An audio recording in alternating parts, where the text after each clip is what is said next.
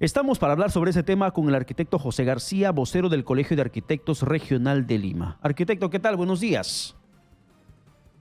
Buenos días, ¿cómo están amigos de Exitosa? Un gusto. Buenos días. Por favor, háblenos más sobre esa situación registrada en Turquía y la similitud de las condiciones de infraestructuras que tenemos aquí en la capital.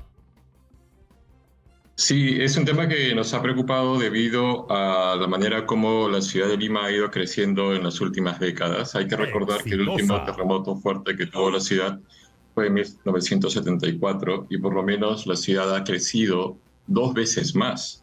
Entonces estamos hablando de un 70% de Lima que no ha pasado por una prueba de un sismo fuerte, por lo menos, ¿no? Y eso nos preocupa porque lo que hemos visto en las últimas décadas es un crecimiento desordenado en las zonas de laderas de los cerros, por ejemplo, en zonas de riesgo, que un poco se ha visto cuando ha habido, por ejemplo, fenómenos del Niño, el impacto que ha tenido sobre viviendas, sobre población.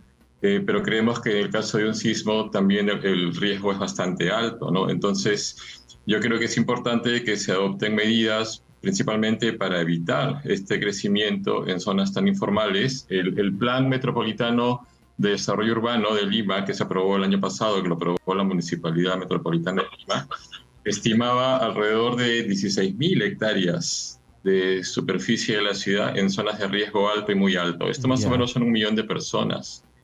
Y son zonas que están ocupadas, ¿no? Algunas incluso tienen zonificación, ¿no? Ahí tienen alguna regularización de algunos instrumentos de planificación urbana.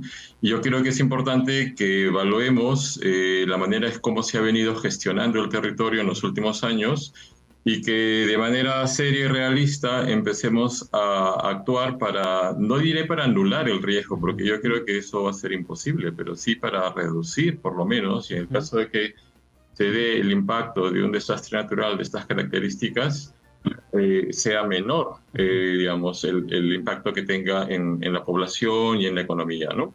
Pero ¿cómo tendría que darse esta preparación? Si ya no podemos, en cierto modo, disminuir el riesgo, sino aminorarlo, ¿cómo podríamos prepararnos? ¿Quién tiene que liderar esa situación? Sí, evidentemente las entidades públicas tienen una responsabilidad. Primero, la han tenido en no controlar estos crecimientos, ¿no? En zonas de riesgo.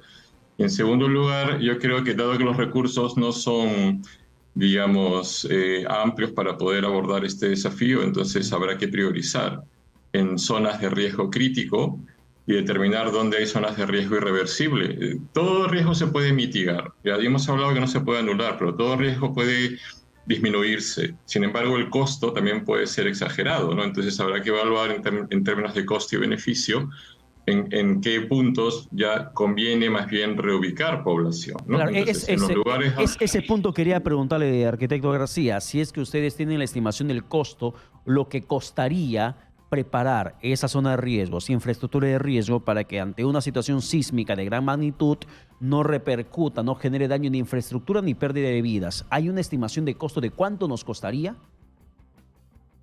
Ha habido algunas iniciativas para poder mitigar riesgos construyendo muros de contención, vías de acceso en zonas precarias, alrededor de 15.000 millones de soles, ¿no? Que tendrían que abordarse, obviamente en varios años, pero es un presupuesto que no tiene la municipalidad y tendría que también participar el gobierno central, ¿no?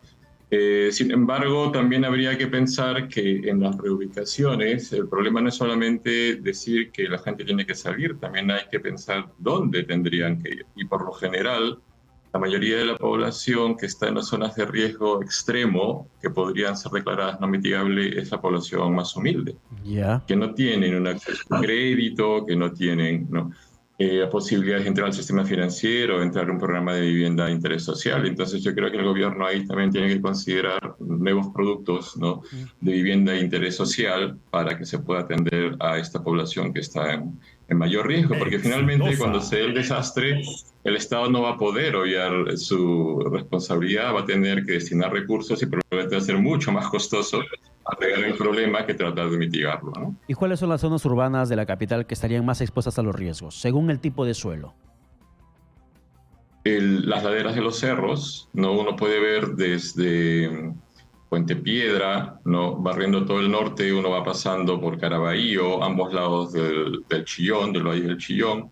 Luego viniendo por el norte, Comas, Independencia, el Rímac. Luego yendo hacia el este, las laderas de San Juan del Lurigancho, hacia ambos lados de la Quebrada. Luego pasando a la carretera central, tenemos Ate, Huaycán, todas las zonas de laderas de la carretera central. Santa Clara, la parte alta de Santa Clara, por ejemplo. Y luego vamos hacia el sur, ¿no? Donde tenemos las zonas de San Juan de Miraflores, Villa María del Triunfo, que son las principales. Es ahí donde se encuentran principalmente estas 16.000 hectáreas de zonas de riesgo alto y muy alto. Claro, pero dentro de esa situación que estamos comentando, ¿por qué tenemos que esperar una situación de tragedia en otro país, de terremoto de la magnitud de Turquía, para volver a tocar el tema? ¿Usted conoce de algún proyecto de inversión en vivienda que tenga el gobierno central? Porque ya sabemos que a nivel gobierno municipal, distrital o metropolitano o provincial en otras regiones sísmicas, esto es inviable poder financiarlo. Es muy costoso. Pero al menos desde el Ministerio de Vivienda, donde manejan mayor caja fiscal, ¿usted sabe si existe algún proyecto de inversión en viviendas sociales para poder evacuar, sacar a las personas de esas zonas de altísimo riesgo ante la ocurrencia de un sismo? No, no existe. O sea, hay que ser claros. Lo que existe son programas de vivienda de interés social que se desarrollan más en zonas seguras, en zonas en donde hay una demanda de mercado de gente que puede entrar al sistema financiero, pedir una hipoteca. Eso es lo normal, digamos. Lo que no existe todavía es lo que se necesita para una situación como la que estamos hablando, ¿no? Un programa de vivienda más que prioritaria, con una ayuda mayor de parte del Estado, con un subsidio fuerte del Estado, para poder atender estas emergencias cuando se den. Como mencionaba, hay que recordar que esta población es la población que está justamente en el borde extremo de la ciudad, en que probablemente va a requerir un apoyo mucho mayor. Entonces yo creo que es importante, como tú mencionas, ¿por qué tenemos que estar hablando de estas cosas solamente cuando surgen los sismos? Yo creo que el problema, el riesgo, es de todos los días, ¿no? Y sucede que cuando se da un desastre, recién ahí es que tomamos conciencia y preocupación.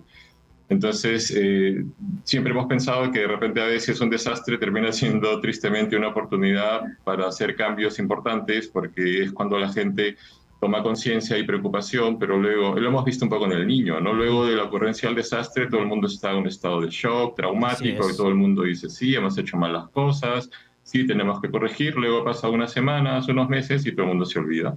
Entonces volvemos otra vez al tema cuando hay un desastre. Para terminar, en estos momentos, si ocurriera un desastre de esa magnitud como en Turquía, un terremoto, que se espera que sea más de 8 grados aquí en Lima según el silencio sísmico, ¿el centro de Lima cómo terminaría? Quiero enfocarme en el centro de Lima, donde está la infraestructura arquitectónica, histórica del país. ¿Cómo terminaría?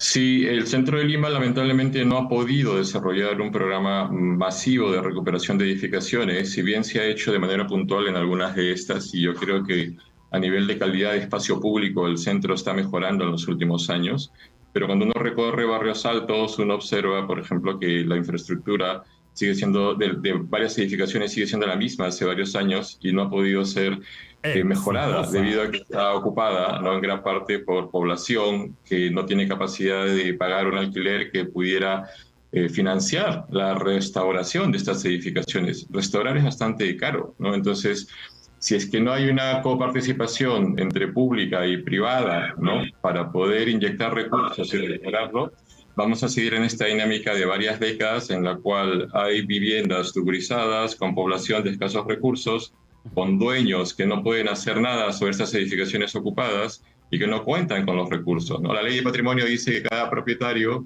es responsable de recuperar la propiedad, pero no cuadra la fórmula económica. O sea, un propietario no podría restaurar como debería ser una edificación sin tener un ingreso, ¿no? Entonces yo creo que hay que evaluar ahí fórmulas financieras, por un lado, participación del capital público-privado, y también de mucha gestión social, ¿no? Hay que sanear la propiedad. Muchas propiedades no se sabe quién es el propietario, no se sabe cómo intervenir, y luego la parte social es importante, ¿no? Hay que tratar en lo posible de mantener la población que existe en estas áreas pero en algunos casos habrá que tomar algunas medidas para reubicarlo. Así Entonces yo es. creo que eso, a pesar de los esfuerzos que ha desarrollado la municipalidad en los últimos años, eso todavía está pendiente y sí creemos, como lo dicen los datos, que evidentemente en el centro histórico podría haber una afectación severa en caso de un desastre sísmico. Arquitecto José García, muchas gracias por la comunicación alcanzada para Exitosa.